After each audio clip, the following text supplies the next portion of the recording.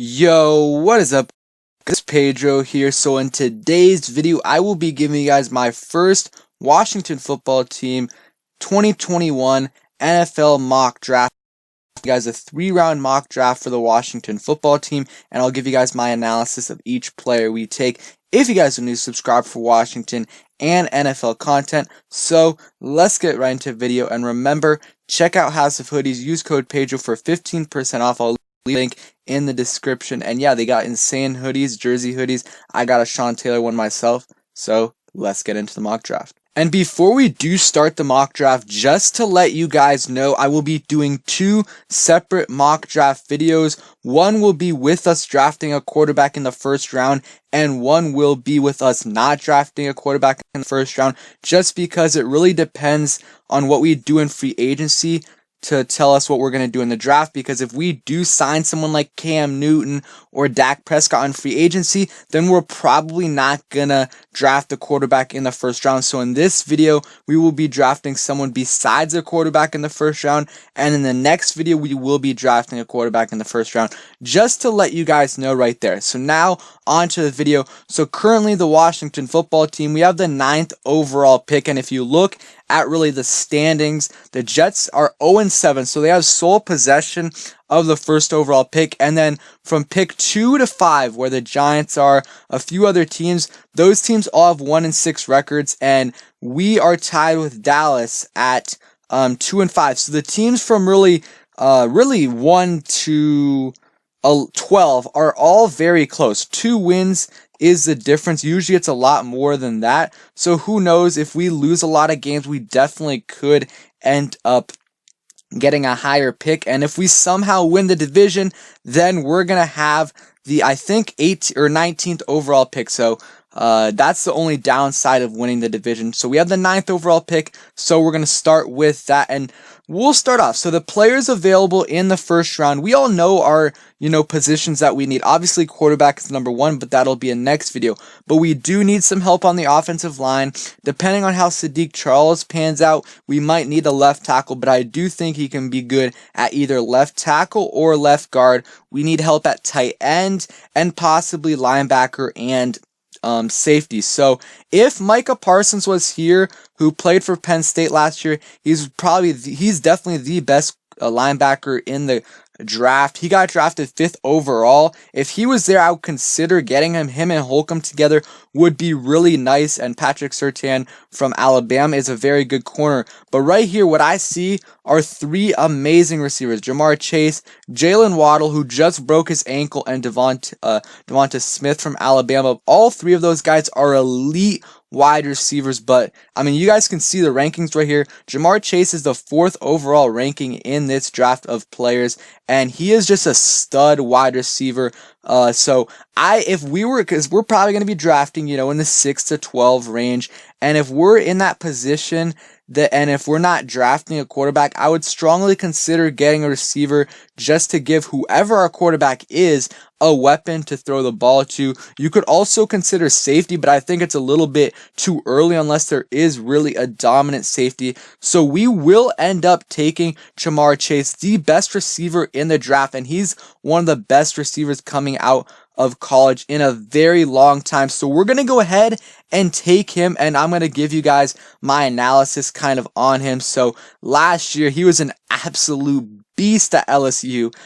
So he in 2019 had 84 catches, and get this, 1,780 yards, 21.2 yards per catch, and 20 touchdowns. That is absolutely insane. Those numbers are that's just, especially for college, because college numbers are usually a little lower, and he had 20 touchdowns, 1,800 yards, and of course he was playing with Joe Burrow, but at the same time, there was so many weapons around him that if it was just him, he would have even gotten more targets. I mean, Justin Jefferson, who a lot of people say that Jamar Chase is way better than him, he got drafted in the first round this year by the Vikings, and he has been a stud for the Vikings.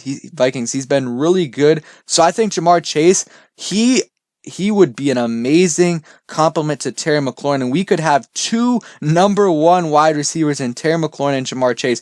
And as good as Terry McLaurin is, because he, in my opinion, right now is a top 10 wide receiver in the NFL, Jamar Chase has the potential to be even better than that. He has the potential to be the best receiver in the NFL. So if we can somehow get him at 9, I would absolutely love that. So that is who we are going to pick at the 9th overall pick. He's the 4th best player in the draft, and he would be an absolute stud. And that would make our offense a lot more dynamic. I mean, you got Scary Terry, Antonio Gibson, Jamar Chase. That would be very, very good. So now onto our 2nd round pick. Okay, so now with our 2nd round pick, there are a lot of tackles on the board, and these are all the best players remaining, not just tackles, but out of all players remaining, these are the, 5 best players. It's a tackle, interior lineman, and 2 more tackles. So I would highly consider getting an offensive lineman, and the best one is Walker Little, but I did a little bit of research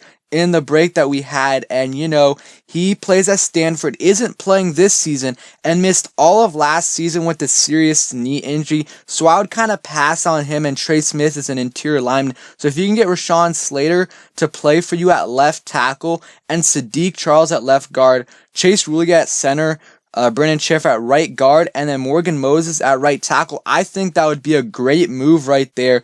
Solidify your offensive front, your offensive line, depending on who is your quarterback. That's going to help him out a lot. Played at Northwestern, is about 6'4", 315 pounds. I think he would be a good fit for us. So that is who I am picking with our 2nd round pick.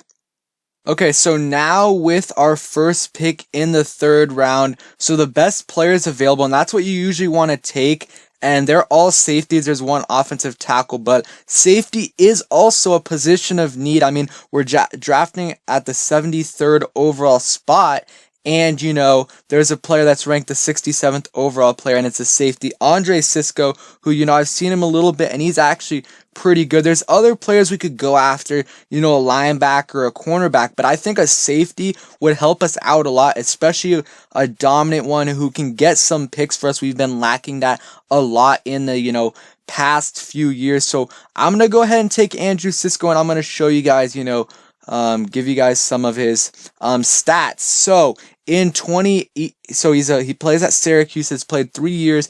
2018 had 7 interceptions, 1 forced fumble, 60 tackles. In 2019 had 65 tackles, 5 pass deflections, 1 forced fumble, and 5 interceptions. And so far this year, he has 1 interception. I'm not sure in how many games, but he's an absolute beast. And again, safety would help us out a lot, and I would really like us to, go after safety, linebacker, or cornerback in the middle of the draft, depending on what we do with our first round pick. If we go offense or defense on that. But I think Andre Cisco would be a really, really good pick for us and a really good player for our defense, especially considering Landon Collins, tore his Achilles, and, he might not come back the same. Okay, so with our last pick in the draft, or in this mock draft, we're picking 80th overall, and I think I'm going to go cornerback here. I was thinking about going after tight end, but there weren't really any good players at our value. I think the highest player was like 98th, and that's just too far out of our range. There was a bunch of safeties, but we already drafted a safety, so I think we're good at that position. But I think adding a cornerback to our defense would help us out a lot. And Tyreek Johnson from Ohio State, he's got that connection with Chase Young. He's played with him before, and that doesn't help a lot, but it does give a little bit of a boost, and he hasn't played a lot in college. He hasn't gotten a bunch of snaps, but that's because he's been playing behind Okudah and also Damon Arnett, both first round picks in this year's draft, but he's put on some good tape. I would consider going after him. I think we need to go after a cornerback this draft, even though Kendall Fuller has played amazing and, some Darby has been better than expected.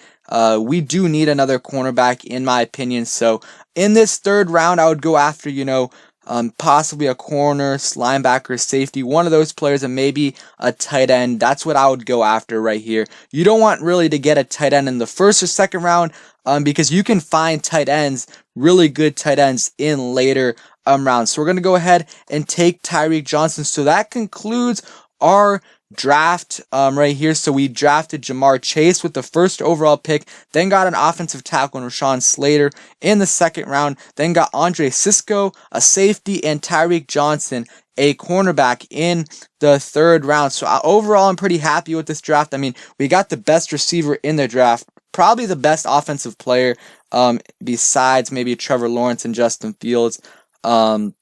Just an absolute beast, and I think we did pretty good. We also addressed the offensive line and got a safety, a starting safety, and possibly a lockdown corner for our team. So let me know what you guys think about this mock draft. Remember, I will be doing a mock draft with a quarterback next, so stay tuned for that. Thank you guys for watching. I hope you guys enjoyed the video. If you did, please smash the like button, subscribe if you guys are new, and turn on those post notifications so you never miss a video.